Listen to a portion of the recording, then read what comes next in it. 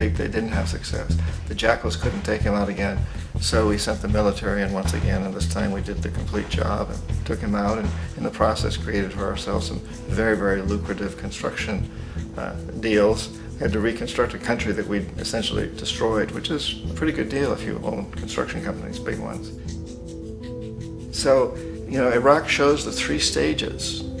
The economic hitmen failed there, the jackals failed there, and as a final measure, the military goes in. And in that way, we've really created an empire, but we've done it very, very subtly.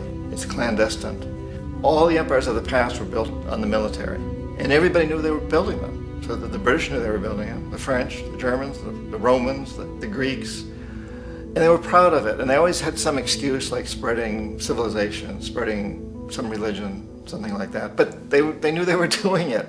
We don't. The majority of the people in the United States have no idea that we're living off the benefits of a clandestine empire, that today there's more slavery in the world than ever before. And then you have to ask yourself, well, if it's an empire, then who's the emperor?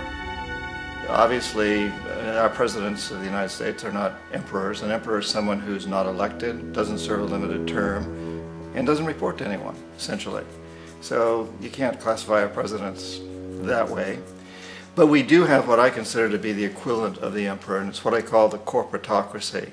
The corporatocracy is this group of individuals who run our biggest corporations, and they really act as the emperor of this empire. They control our media, either through direct ownership or advertising. They control most of our politicians because they finance their campaigns either through their corporations or through personal contributions that come out of the corporations. They're not elected, they don't serve a limited term, they don't report to anybody. And at the very top of the corporatocracy, you really can't tell whether a person's working for a private corporation or the government because they're always moving back and forth. So, you've got a guy who one moment is the president of a big construction company like Halliburton, and the next moment he's vice president of the United States, or the president who is in the oil business. And this is true whether you've got Democrats or Republicans in the office. You have them moving back and forth through the revolving door. And in a way, our government is invisible a lot of the time, and its policies are carried out by our corporations on one level or another. And then again, the policies of the government are basically forged by the corporatocracy and then presented to the government. They become government policy. So it's an incredibly cozy relationship. This isn't a conspiracy theory type of thing. These people don't have to get together and plot to do things. They all basically work under one primary assumption, and that is that they must maximize profits regardless of the social and environmental costs.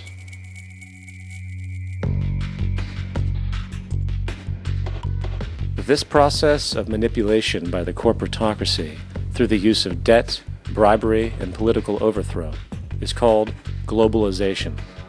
Just as the Federal Reserve keeps the American public in a position of indentured servitude through perpetual debt, inflation, and interest, the World Bank and IMF serve this role on a global scale.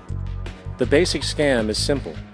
Put a country in debt either by its own indiscretion or through corrupting the leader of that country, then impose conditionalities or structural adjustment policies, often consisting of the following. Currency devaluation. When the value of a currency drops, so does everything valued in it. This makes indigenous resources available to predator countries at a fraction of their worth. Large funding cuts for social programs. These usually include education and healthcare, compromising the well-being and integrity of the society, leaving the public vulnerable to exploitation. Privatization of state-owned enterprises. This means that socially important systems can be purchased and regulated by foreign corporations for profit. For example, in 1999, the World Bank insisted that the Bolivian government sell the public water system of its third largest city to a subsidy of the U.S. corporation Bechtel. As soon as this occurred, water bills for the already impoverished local residents skyrocketed. It wasn't until after a full-blown revolt by the people that the Bechtel contract was nullified. Then there is trade liberalization, or the opening up of the economy through removing any restrictions on foreign trade.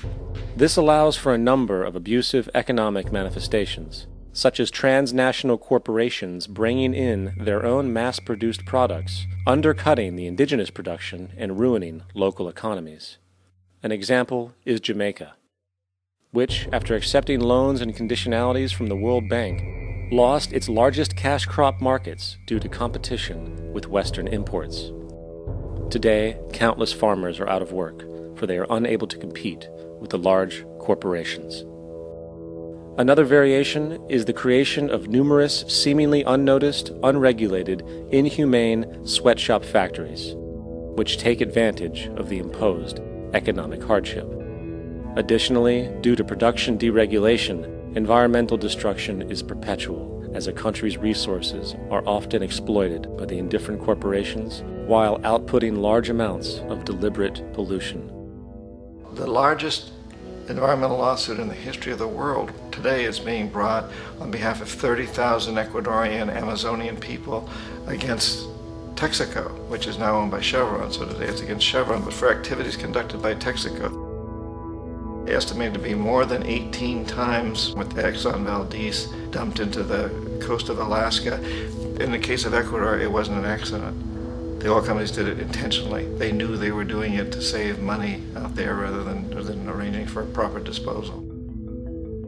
Furthermore, a cursory glance at the performance record of the World Bank reveals that the institution, which publicly claims to help poor countries develop and alleviate poverty, has done nothing but increase poverty and the wealth gap, while corporate profits soar. In 1960, the income gap between the fifth of the world's people in the richest countries versus the fifth in the poorest countries was 30 to 1. By 1998, it was 74 to 1. While global GNP rose 40% between 1970 and 1985, those in poverty actually increased by 17%. While from 1985 to 2000, those living on less than $1 a day increased by 18%. Even the Joint Economic Committee of the U.S. Congress admitted that there is a mere 40% success rate of all World Bank projects. In the late 1960s, the World Bank intervened in Ecuador with large loans. During the next 30 years, poverty grew from 50% to 70%. Under or unemployment grew from 15 to 70%. Public debt increased from $240 million to $16 billion, while the share of resources allocated to the poor went from 20% to 6%. In fact, by the year 2000, 50% of Ecuador's national budget had to be allocated for paying its debts.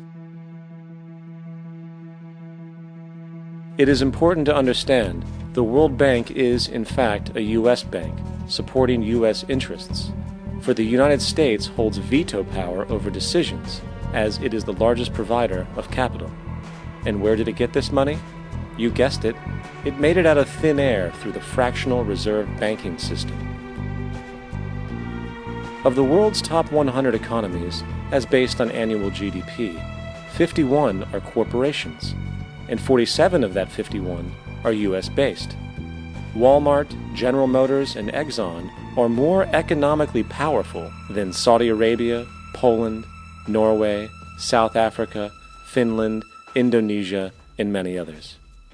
And, as protective trade barriers are broken down, currencies tossed together and manipulated in floating markets, and state economies overturned in favor of open competition and global capitalism, the empire expands.